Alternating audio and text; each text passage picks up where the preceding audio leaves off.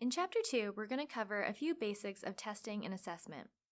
This helps us understand a bit more about how we measure parts of personality and the implications of doing so. First, we need to talk about the difference between testing and assessment. Testing refers to following outlined procedures in obtaining a score. A common example is administering a questionnaire and then scoring it. We use different forms of testing as pieces of data when looking at a referral question.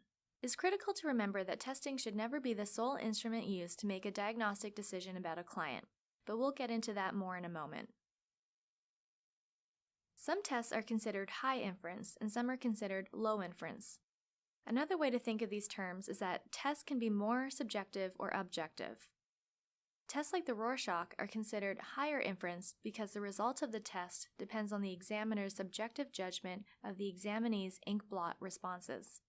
Whereas tests like the Beck Depression Inventory 2 are considered lower inference because the person obtains a quantitative score based on how many symptoms they report having.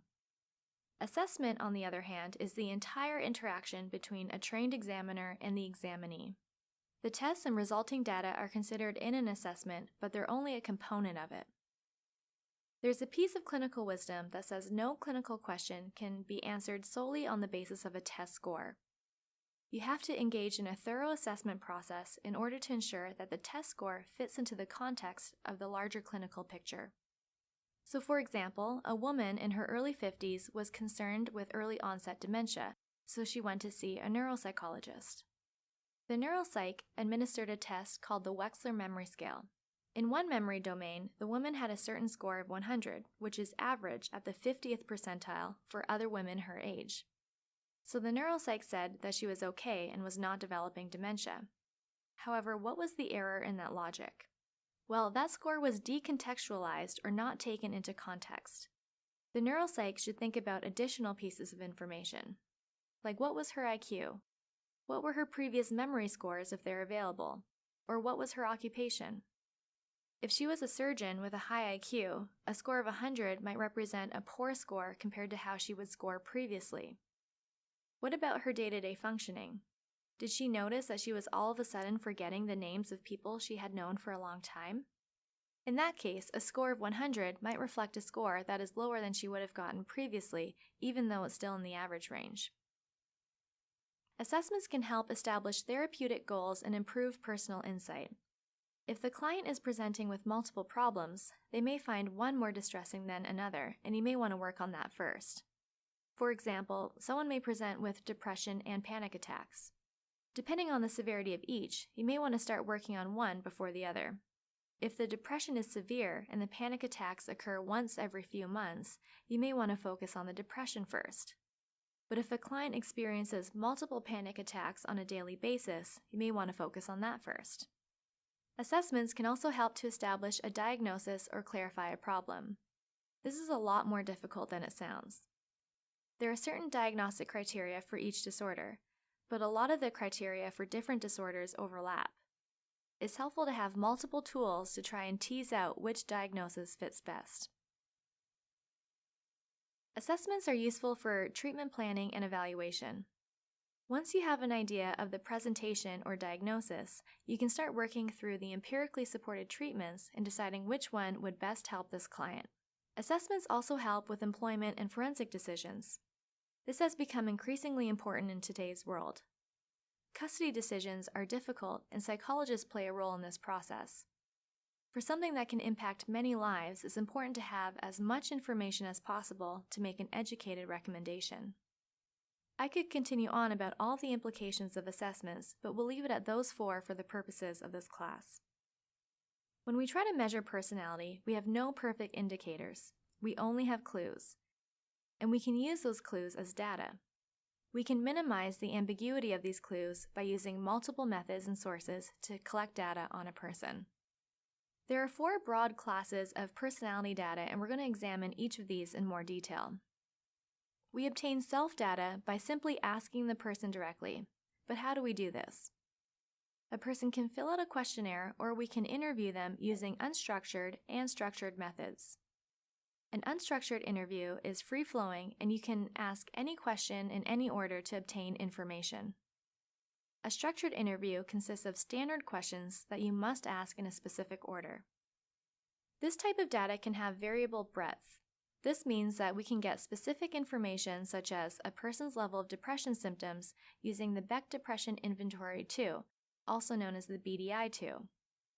Or we can get broad information about a person's personality and the overall level of functioning using the Minnesota Multiphasic Personality Inventory 2, also known as the MMPI. Some questionnaires are criterion referenced, which will tell you how much of something someone has. So the BDI-2 will tell you if a person has a mild, moderate, or severe level of depression based on their responses. Questionnaires can also be norm referenced, which will tell you how someone compares to others, which is called a norm group. So the MMPI can tell you how introverted someone is compared to the norm group. Here's an example of a self-report questionnaire, the Revised Life Orientation Test. It was developed to assess individual differences in optimism and pessimism.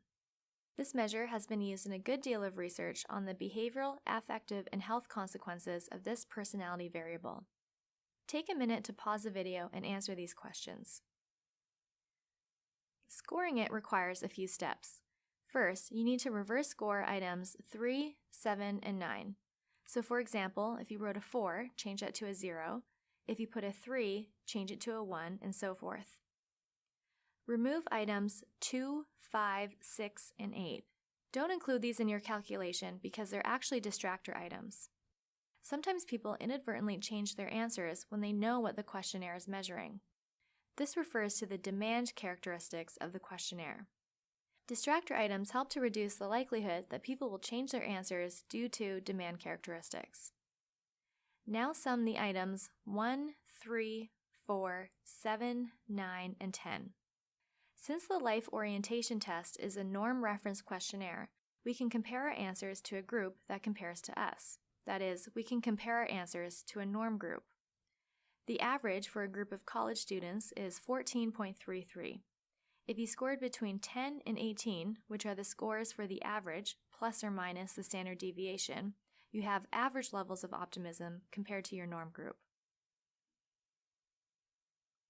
Self-report data is really useful because it's a simple and informative way to tap conscious thoughts and feelings. And interviews allow us to gain information that we otherwise wouldn't be able to using questionnaires. Some disadvantages of self-report data include that they assume accuracy. This is related to impression management. Some people may be motivated to perform better or worse than they are on a test. This can be conscious or unconscious. Self-report data are also limited to accessible data. That is, it won't do a good job of reporting unconscious data because you can't ask someone to report something that they can't access. We can gather informant data by asking someone else. Parents or teachers are usually good sources for knowledge about their child's behavior across time and situations. So you can gather information about a child's behavior by asking parents to complete the child behavior checklist. Informant data is particularly helpful because you can observe the person in a more natural environment. For example, a teacher can observe a child with peers across time and across settings, like in the morning, at lunch, and in the afternoon. This gives examiners a lot of data to work with. Some downsides include limited access to information. Parents, peers, and partners don't know everything about the person. And judgment and error can influence how someone reports behavior. For instance, a teacher who spends 3 days at a conference on ADHD and then comes back and is asked to complete a child behavior checklist, the questions related to ADHD will likely get more attention from the teacher than if they hadn't spent that time at the conference. Behavioral outcomes involve watching the examinee. For example, examiners will conduct a mental status exam when interviewing a client. Some observations to note during an interview include, is the person well-groomed or are they disheveled? What's the person's eye contact like? These clues tell us some additional information. Laboratory data includes information that is collected in a lab setting. For instance, projective measures are ambiguous tasks where the client projects meaning onto it. Physiological tests measure bodily functions like heart rate, blood pressure, cortisol levels, and electrical activity in the brain. The advantages to behavioral data include accessing otherwise inaccessible data. These measures tap different material than other data provides. Observing a kid in a classroom will give you different data than self-report. Demand characteristics can be ambiguous, which is an advantage since it's harder for the client to present themselves in a certain way. Some are lower inference and more objective, like measures of heart rate and blood pressure. Some disadvantages to behavioral data include the situation being contrived. When we watch someone, they behave differently than when we don't watch them. Observation changes behavior. And the link between physiological functions and personality are not fully clear. Life outcomes refer to the result of personality, medical records, grades, work history, relationship history, etc. The advantage of life outcome data is that it has high psychological relevance. It shows how certain things have been affecting individuals throughout their lifetime. It's very important to see if symptoms are actually impacting an individual's life. The disadvantages include multi-determination. Personality is one factor among many, and we can't say for certain whether a person's personality impacted their life. Maybe their socioeconomic status played a role. Maybe other resources, or a lack thereof, changed outcomes for this person. Finally, this data is retrospective. People can and do change, so history doesn't mean the future is certain. A reasonable approach to assessment, therefore, is using multiple clues from many different types of data sources. We should always conduct the assessment with the referral question in mind. We need to be aware of potential biases and know the reliability and validity evidence of the tests we use. We'll talk more about reliability and validity in the next video.